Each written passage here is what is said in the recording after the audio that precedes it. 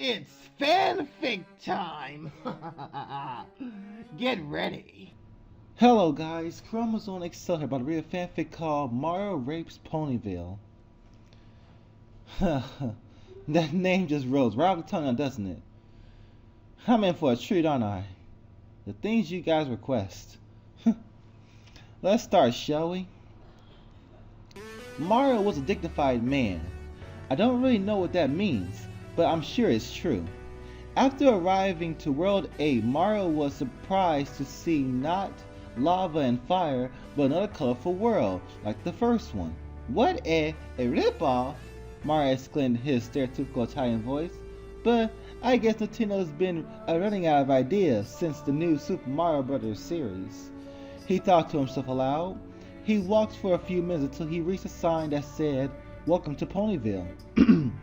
Mario was in Ponyville. He walked into town ready to satisfy his thirst for stomping turtles, but this town was filled with horses. Whatever, an enemy is an enemy, he thought. His first target was Berry Punch, walking along the road, or path, or whatever. As he approached her, she freaked out, having never seen an Italian before. Cowering in place, Mario saw this as an easy kill, jumping in the air and landing on her with a soft thud.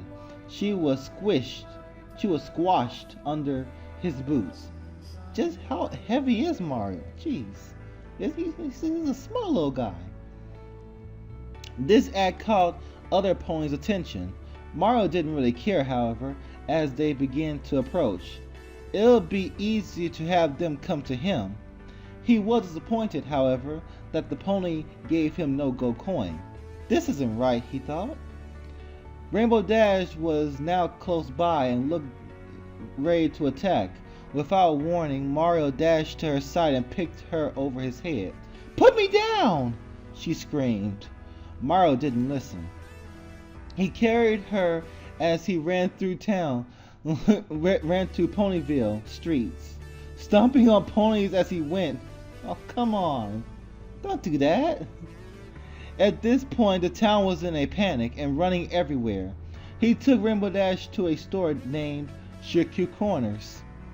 Some ponies have taken refuge in there from the chaos. They now hide under the table as Mario entered the building. Rainbow Dash continued to scream but couldn't break free from his grip. Pinky saw the new customers and bounced towards them. "Ooh, ooh! Are you guys playing a game? Can I play?" Mario ignored the pony and headed to the counter, where he laid Rainbow down and tied her legs to the glass. "Alrighty, time for answers, horse. Where am I?" Rainbow began to calm down when Pinky arose from beside Mario. "So, what you doing?" Pinky said, still in a joyful voice. Mario slapped her, sending her to the floor motionless. Rainbow Dash started up again, wrestling against her restraints. He punched her in the stomach, making Rainbow Dash spurt blood and switch from screaming to crying. Mario shot off questions to her. "Where am I? Is this the next Smash Brothers or some shit? Where are you keeping the princess?" None of the questions would be answered as he was quickly hit in the side of his head, sending him reeling into a table. He bounced back up to see Pinky in a karate stance. She had tied a karate headband around her head and ready for a fight for her life. Mario knew he could take her, however, and he jumped with a flying kick, knocking her into an old record that began to play epic bar fighting music. They matched each other in speed as they swung high and low kicks. They fought over the counter and over Rainbow, constantly throwing near-miss attacks. After a few minutes, Pinky hooked Mario well in the jaw. However, this left her wide open for a counterattack. That's when he kicked her in the chest, crushing her unconscious crashing her unconscious into the wall. Mario was angry. Oh. When Pinky woke up, she was tied up like a pig with her nose and knees rested on the counter floor and rump in the air. Well, I read enough hentais to know where this is going. Here we go, guys. The story of my freaking life. Not much time seems to pass as the same ponies still cowered under Sugar Corner's table. She heard someone shuffling behind her. Here we go. It was Mario. No shit. Without warning and against everyone's expectations, he whipped out his impressive viney dick. Much thicker than any horsecock in Equestria, and he rested on top of her booty. What? Pinky has seen too much porn to know where this is going. Nice. She squirmed and hopped helplessly away, crying her eyes out, yelling for help. She looked towards the ponies under the table, but they were far too scared to budge. Mario grabbed Pinky's tail and dragged her back into position, and then lunged his penis into her. Pinky's vagina was tight and warm.